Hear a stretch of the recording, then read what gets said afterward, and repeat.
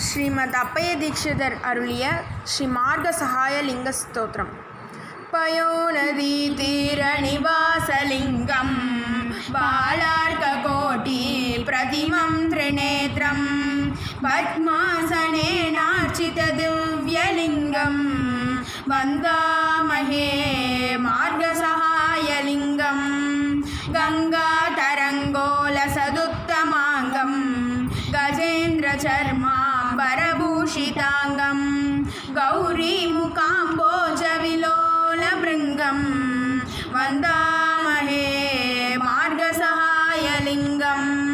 सुकङ्कणीभूतमहाभुजङ्गं सज्ञानसम्पूर्णनिजान्तरङ्गं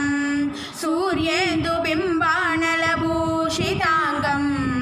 वन्दामहे मार्गसहायलिङ्गं भक्तप्रियं भावविलोलभृङ्गं भक्तानुकूलामलभूषिताङ्गं भावैकलोक्यान्तरमादिलिङ्गं वन्दामहे मार्गसहायलिङ्गं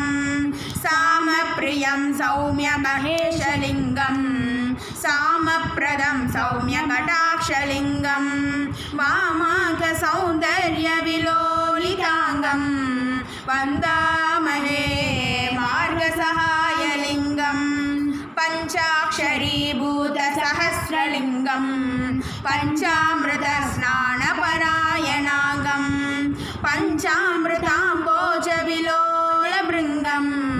वन्दामहे मार्गसहायलिङ्गं वन्दे सुराराधितपादपद्मं